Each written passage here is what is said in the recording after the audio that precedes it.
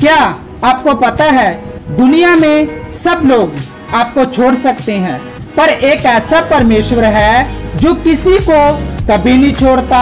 सोचकर हैरान हो गए ना आप, ऐसा कौन सा परमेश्वर है जो हमें कभी नहीं छोड़ता।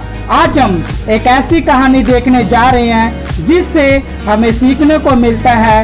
यीशु ने कहा, मैं तुझे कभी ना छोड़ूंगा ना कभी त्यागूंगा। तो वीडियो पूरा जरूर देखना अगर आपने इस वीडियो पर क्लिक किया है तो।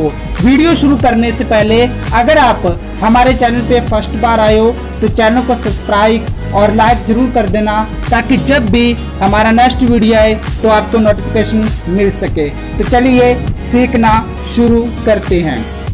ये कहानी हमें लूका 15 का 3 से 6 खोई हुई भेड़ का दृष्टांत से सीखने को मिलती है। एक दिन कुछ लोग यीशु से मिलने आते हैं, तब यीशु उन लोगों को एक कहानी सुनाते हैं। किसी चरवाहे की 100 भेड़ें थी। प्रत्येक दिन वह चरवाहा भेड़ों को चराने के लिए पहाड़ों पर ले जाया करता था। वह चरवाहा एक छड़ी के साथ चलता था ताकि उन भेड़ों को संभाले और उनकी रखवाली भी करे। चरवाहा भेड़ों के झुंड को हाँकते समय सीटी बजाता था और कुछ आवाजें भी निकालता था। उन आवाजों का मतलब सिर्फ भेड़ें ही जानती थी कि इन आवाजों का मतलब क्या है, और वो भेड़ें चरवाहे की आज्ञा मानती थी। चरवाहा जहाँ कहता वहाँ जाती थी और जैसा बोलता वैसे चलती थी। वह चरवाहा हर रोज उन भेड़ों को चराने पहाड़ों पर ले जाया करता था। जब चरवाहा उन भेड़ों को लेकर जा रहा था तो वे एक ऐसी जगह पहुँचे जहाँ बहुत घास थी। हरी घास सूखी नहीं, और चरवाहे ने भेड़ों को चराने के लिए छोड़ देता है। चरवाहा भेड़ों को छोड़कर एक चट्टान पर जाकर बैठ जाता है और दूर से उनकी रखवाली करता है ताकि कोई जंगली जानवर आकर भेड़ों को नुकसान न पहुंचा दे।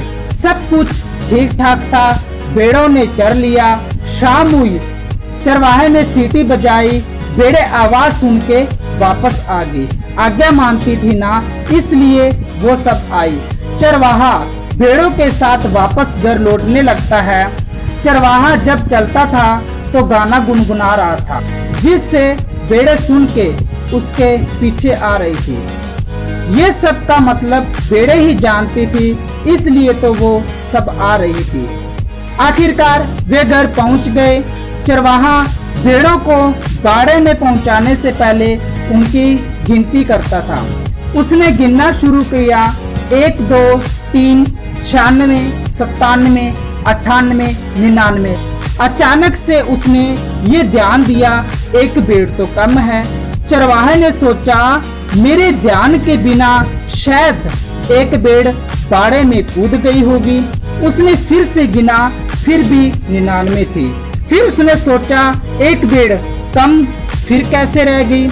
फिर उसने सब भेड़ों को बाहर निकाला और ध्यान से देखा, अब कोई भेड़ बाड़े में नहीं है, और सब तरफ ध्यान देकर गिनना शुरू करता है। अब वह चरवाहा उन भेड़ों को सकरे दरवाजे से भीतर बेचता हुआ गिनता है, पर फिर भी 99 भेड़ें ही निकली। अब 3 बार गिनने पर उसे यकीन हो गया एक भेड़ कम है। चरवाहे ने तुरंत बाड़े पर ताला लगाया और भागता हुआ पहाड़ों पर वापस लौटा। वह सीटा बजा रहा था और आवाज निकाल रहा था ताकि भेड़ उसकी आवाज सुन ले और उसे बचा कर ले जाए। जब चरवाहे की भेड़ एक गुम गई, उसे कैसे लगा होगा ना, पता है आपको, उसे बहुत दुख हुआ और वो सोच रहा होगा ना, मेरी भेड़ें मेरी आज्ञा मानती थी हर रोज, पर एक आज ऐसी भेड़ है जो मेरी आवाज सुन नहीं पाई। जब चरवाहे को पता लगता है एक भेड़ खो गई, वह चरवाहा चैन से बैठता नहीं है, तुरंत निकलता है ताकि उस भेड़ को वापस पाऊं। चरवाहे ने यहाँ वहाँ भेड़ को खोजना शुरू किया।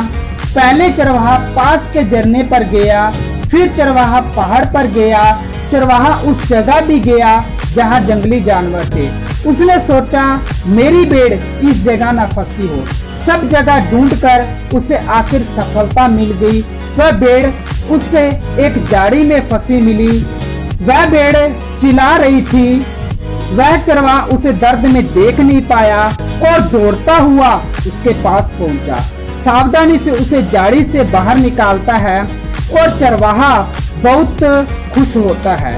भेड़ को गोद में उठाकर खुशी से झूमता हुआ फिर पास आनंद के साथ चिल्लाता हुआ वापस घर आता है। रास्ते में उसे उसके दोस्त और पड़ोसी मिलते हैं। चरवाहा उन्हें बताता क्या हुआ था। सब उसने अपने दोस्त पड़ोसियों से चिल्ला कर कहा, आओ हम आनंद करें, मेरे साथ मिलकर खुशी मनाओ, मैंने खोई हुई भेड़ को ढूंढ लिया है।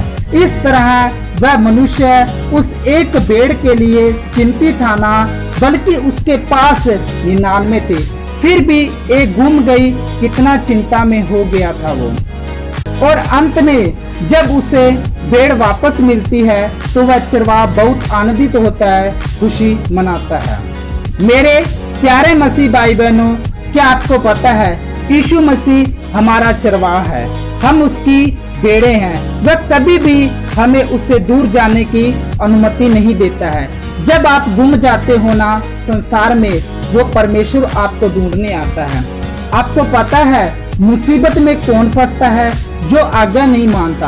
आपने भेड़ को देखा ना, 99 ने आज्ञा मानी, वो आनंद से घर गई, पर एक ने आज्ञा नहीं मानी, उसे दुख मिला, कांटों में फंस गई, उसे दर्द भी हुआ होगा ना। आपको पता है हम अगर परमेश्वर से अलग होकर चलेंगे तो यही हाल होगा हमारा, जैसे इस भेड़ का हुआ था। अब कई लोग सोचते हैं, लगता है परमेश्वर ने मुझे छोड़ दिया है। एक वचन पढ़ते हैं इसी पर हम, इब्रानियों 13:5 में लिखा है, मैं तुझे कभी ना छोड़ूंगा और ना कभी त्यागूंगा। आपको पता है वो परमेश्वर आपको कभी नहीं छोड़ता है, ना कभी त्यागता है। पर कई बार हम उसे खुदा की आज्ञा ना मानकर उससे भेड़ के समान जाड़े में फंस जाते हैं। फिर सोचते हैं, लगता है परमेश्वर ने मुझे छोड़ दिया है। गलती किसकी थी? हमारी। उसने आवाज दी थी, इस जगह मेरे बेटे मेरी बेटी मत फंस, खतरा है। उस जगह पर हमने उसकी आवाज नहीं सुनी और फंस गए। फिर भी पता है आपको, जैसे चरवाहा चैन से नहीं बैठा ना तब तक ढूंढा जब तक भेड़ मिली नहीं, वैसे ही परमेश्वर आपको ढूंढता है, पर वो आपको आवाज देता भी है, पर आप सुनते ही नहीं, क्योंकि अब आपको यीशु की आवाज सुनाई नहीं देती ना। जैसे चरवाहा आवाज दे रहा था भेड़ को, पर भेड़ अनसुना कर रही थी। उसे वापस बोलना चाहिए था, मैं यहाँ हूँ, इस जगह फंसी हूँ, मुझे बचाओ। आज भी कुछ मसीह भाई बहन है किसी जाल में फंसे रहेंगे। परमेश्वर आवाज देता है, मेरे बेटे कहाँ है तू, मेरी बेटी कहाँ है तू। जो आवाज सुन लेता है उसे यीशु वहाँ से निकालता है। आपको पता है वो चरवाहा कितना खुश हुआ था ना।